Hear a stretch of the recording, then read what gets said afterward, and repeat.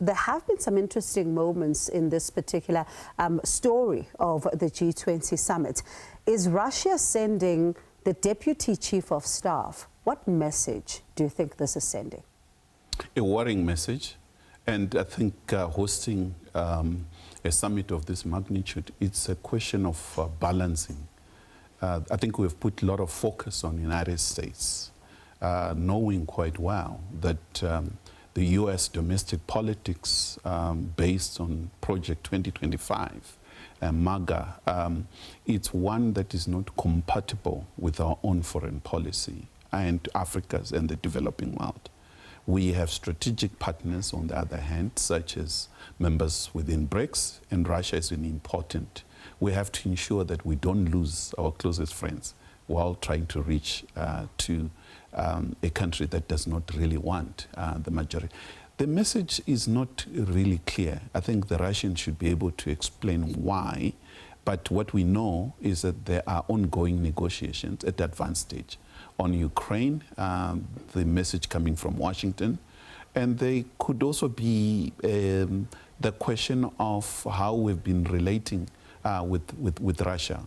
The visit of President Zelensky, and a number of other issues. I mean, a failure to extend an invitation to President Putin could be one of the reasons. But I think while we're paying attention to the United States, let us not lose sight of our own closest partners. And if we can bring up the visuals there as we see the President Erdogan there, he's alighted that plane and is now being received. And you can, of course, see the visuals there, and that is the Minister Thembi Simelane there. And there have been, of course, a lot of focus on the country, Turkey, and we are expecting that the President, Prof, is going to be having a bilateral meeting with President Cyril Ramaphosa. One is to expect that, right? Especially when you look at the diplomatic ties, the deepening of the ties there. It's no surprise that he's going to have one of those bilateral conversations with our president. Well, indeed, this is a golden opportunity to reach out, to reset relations, as well as to influence strategic partners on other issues affecting South Africa and the continent on the global stage. And therefore, I think when it comes to Turkey, I think it's a critical country, as we've already mentioned, not just on Gaza and Ukraine, but on our own conflicts that we need to highlight. I think it's well and good to focus on Ukraine and Gaza. We have millions of people displaced in Sudan. We have millions of people suffering in the Eastern Congo, in Mozambique. We have some of the most poor people moving, unemployed, and therefore I think we also need to balance all these issues to advance our own foreign policy and the African Agenda 2063. How do we begin to do that? And one asks because we have a continent that is often seem to be speaking in multiple voices, and some saying that when you have a continent and with the country speaking in multiple voices, that it gives opportunity to some outside players to come in and, cause a further divide. So if we then have this, crisis, multiple conflicts right now in our own continent, how then do we begin to find that voice that is going to then express it to the world? I think we need to move from a position that says we have common challenges. And what are these challenges? That our own people are ill-treated all over the world. Africans are the most are likely to suffer in any part of the world. And therefore, I think as a continent, as African diaspora, we need to highlight issues, including the way in which the United States is treating African Americans. I think these are issues. As much as President Trump raised issues of Africana in South Africa, we also need to raise how Africans, people of African descent, are treated in the United States. But having said that, other issues that are affecting the continent is that because of heavy conflicts. I think almost more than 50% of global conflicts are on our continent. And to raise capital, it's becoming more expensive. And we're ill-treated on that in terms of how the World Bank, IMF treat the African continent.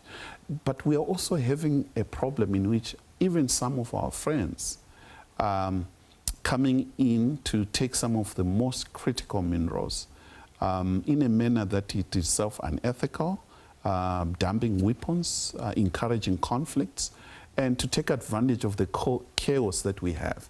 And therefore, I think this is a golden opportunity to say we want to, firstly, stop the guns.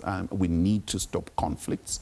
We also need reforms in terms of regulate the global capitalism that we are all in, a fairness, as well as ensure that we are treated equally. And platforms such as this are critical in answering those questions.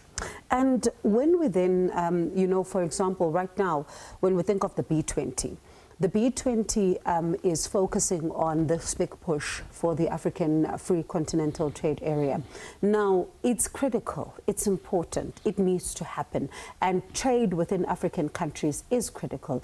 But we still talk about issues of infrastructure, we still talk about how capital intensive it is, but also at the same time, it begs the question, how soon then are we going to get this one done? It is important, I think, for South Africa to play a critical role within AU and ensure that we continue bringing others on board in dealing with infrastructure development, the bottlenecks in terms of trade, ensure that we also pay attention to much poorer countries. For instance, Lesotho has been affected by high tariffs by United States. We are also suffering, but I think we need to look and ask questions, what is it that South Africa can do within SACU, within SADC, and at the African continent level? How do we bring smaller countries, ensure that we trade among ourselves, we increase that trade, and therefore this is the reason why it's important to see countries such as Namibia, that while we're looking at the bigger countries, those with deep pockets, we don't forget our poorer neighbors. And we are still watching the live visuals there at the OR Tambo International Airport. Earlier on, we saw the arrival of the president of Turkey there, and that is Recep Tayyip Erdogan. And then, of course, earlier on, we saw the first president of, the first female president of Namibia, that is Netumbo Nandi-Ndaitwah. And it also, of course, you know, when you look at the conversations that are taking place around the continent, speaks about just how Africa begins to assert itself as well, because the AU has got some, you know, priorities that are there, as it says that it's coming into the G20 with these priorities. But how then do these priorities then find expression, particularly in the different conversations that the AU will then have, Prof? And one of the things that you and I are speaking about today is the issue of trade as far as the continent is concerned. And about 2 days ago, in conversation with a business person who does business within the continent, speaking about the fact that, you know, if you can even resolve, for example, issues such as better roads in some of the African countries, issues such as a stable supply of electricity, water, and all of that, that also is just as important. But also the bottlenecks at the ports are also another problem, because in some instances you find that the roads are good, but the bottlenecks are still there. Well, indeed, we need to create a regulatory framework in which goods can move and people move freely in a regulated way, in a way that it's a win-win for all. So I think these discussions, South Africa has done extremely well. The free trade is one of the major achievements since 1963, the formation of the then OAU. But I think we need to do more at the level of governance. I think we also need to look much more deeper on some of these issues. Negative views coming from the elections in Tanzania, for instance, these are some of bad news that is selling more But we have a lot of achievements in other parts of the continent. Therefore, I think if we move together, closing all these issues, ensure that those bottlenecks are eased, and we also take seriously issues of skill, upskilling our people. Education is key, and move into high tech. So there are a number of issues. So it's not a question of head of states and all these blue lights that we see. All of us have a role to play. Civil society, those in institutions of higher learning, everyone has to ensure that we present a common position and an Africa that we're proud of. Is it possible, though, given the fact that you have some who say civil society alone is pulling in different directions? Rome was never built in one day. I think we start somewhere, whether we start by cleaning Johannesburg, and agree that we need a clean Johannesburg. And keep it clean, and even keep it after beyond the G20 G20. We need cameras everywhere. And we also need to link issues of security and gender violence. The youth is quite critical. And issues of entrepreneur. I think we need to ensure that business invest in our people, and we get capital that is accessible to women and the young ones, and ensure that we employ more people. I think to create a better society, better South Africa and Africa, we really need to consider all these issues far beyond what's happening at the summit. And you speak about the youth. It's going to be quite important because this is a youthful continent, and each and every single leader has actually admitted to that. And we've seen in some of the countries what's considered to be young people or Gen Z simply not being happy with the status quo, and thus also for some signaling that you can't continue to speak development but you do not take the young people on board. Oh, indeed. We have 1.4 billion, 1.5 billion people on the African continent. I think what makes us unique is that precisely the point that you have made. And if you look at the future of business, business is in Africa. That's why we have all other players coming from all over the world. They are seeing something that at times some of us do not see. The potential that we have, that we are much more richer than the critical minerals we talk about. We are richer in our own people, and therefore if we pay more attention in terms of education, infrastructure, an environment that is clean in terms of climate, we deal with these issues, and while we engage other parts of the world in a win-win, in a fair issue. And this summit itself, it's happening at a time when we're celebrating 70 years of the Freedom Charter, as well as the Bandung Conference of 1955. And all this, we're answering a question that the world order created in 1945 has never been fair to us. All what we want is to renegotiate this order, ensure that we are on the table, and beyond being sitting on the table, we also want to contribute and show the world who we are, and democratize, so that an era in which we are being preached about democracy, human rights, we also need to look into the world and demonstrate. And therefore, I think that seriousness starts at home. And as you speak about that, I'm reminded of an article I just read a short while ago, which was speaking about how, and I quote, there's a view that the G20 summit highlights the rising profile of middle power countries, like you think South Africa, you think Brazil, India, Indonesia, Saudi Arabia, and Turkey.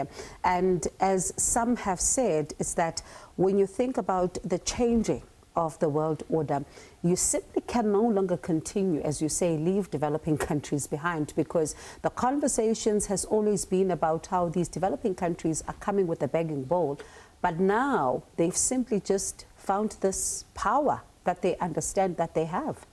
Indeed. These demands that were made at Town in 1955 with the writing of the Freedom Charter and Bandung, and the questions that our elders set in 1955 are the same questions that we are grappling with.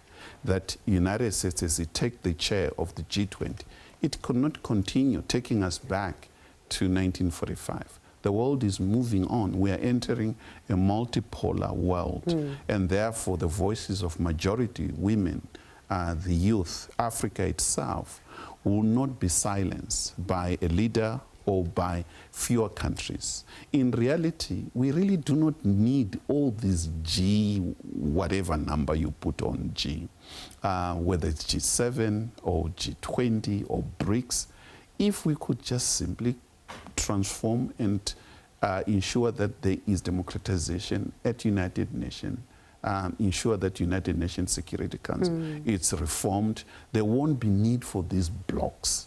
It's lack of transformation at a global level that demands certain section of global population to come together and put pressure for change. And Prof, interesting, because you mentioned the UN at a time when the UN Secretary General is here and just delivered his address there at that briefing.